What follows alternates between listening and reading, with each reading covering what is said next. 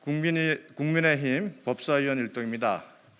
오늘 오후에 개최될 공수처장 후보 추천위원회의 일정과 관련돼서 국민의힘 법사위원들의 성명서를 발표하겠습니다. 야당 측 추천위원을 다시 선임해야 한다. 임종혁 변호사가 공수처장 후보 추천위원회 야당 측 위원직을 17일 사퇴했습니다. 임 변호사는 언론 인터뷰에서 축구 감독 뽑는데 야구선수 출신을 뽑으면 어떻게 하냐며 한계를 느꼈다고 말했습니다. 임 변호사는 또 수사검사 임명 요건에서 수사, 조사 업무마저 빠진 마당에 공수처장마저도 수사와 조사 요건이 없는 사람이 된다면 공수처가 올바른 활동을 하기 어렵지 않겠냐고 토로했습니다. 더불어민주당은 공수처 검사 자격 요건을 수사, 조사 업무 실무 경력을 빼고 7년 이상의 변호사 자격이 있는 사람으로만 하는 공수처법 개혁안을 지난 10일 날치기 처리했습니다. 공수처를 친문, 민병검사로 채우겠다는 속내를 드러낸 것입니다. 이런 마당에 공수처장 역시 수사와는 거리가 먼 코드 인사를 꾀하고 있음을 임 변호사는 증언하고 있습니다. 수사라는 단어가 담긴 공수처가 이름부터 고민해봐야 할 참담한 지경에 이르렀습니다. 공수처 개혁안 날치기 처리로 공수처장 후보 추천 과정에서의 야당 비토권이 폐기된 것도 간과해서는 안 됩니다. 후보 추천위 의결 정족수를 7명 중 6명에서 3분의 2인 5명으로 낮추면서 야당 의원 2명이 반대해도 후보 추천의 길이 열린 것입니다. 박병석 국회의장도 17일 임 변호사를 해촉하고 국민의힘의 추천위원회 추천을 요청해 왔습니다.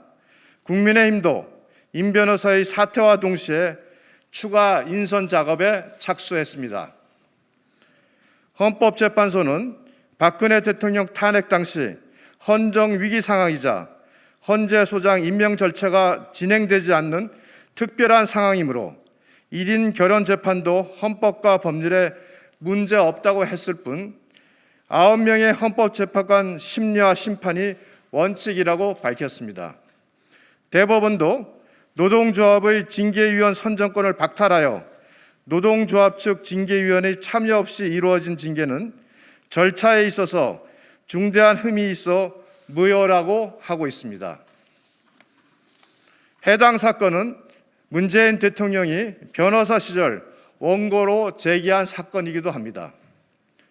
공수처장 후보 추천위원회의 경우 국회의장의 추가 추천 요청이 있는 데다 야당의 추가 추천 없이 시급하게 추천할 사유도 없습니다.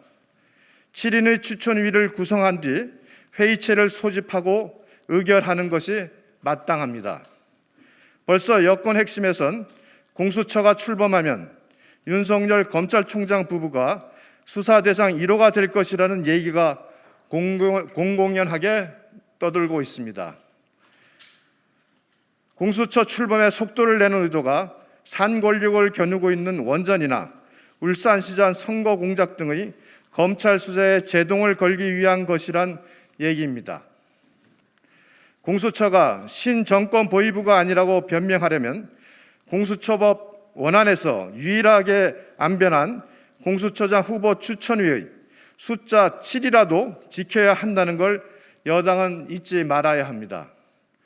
검찰이나 경찰의 수사를 끌어다 뭉갤 수 있는 공수처장은 검찰총장과는 달리 법무부 장관의 지휘나 감독을 받지 않습니다. 고르고 고른 공수처장이 행여 제2의 윤석열로 밝혀지면 추미애 무법장관이 있다 해도 직무정지 등 괴롭힐 방책이 없습니다. 공수처장 후보 추천의 숫자라도 유지해야 애꿎은 야당 탓이라도 할 수 있습니다.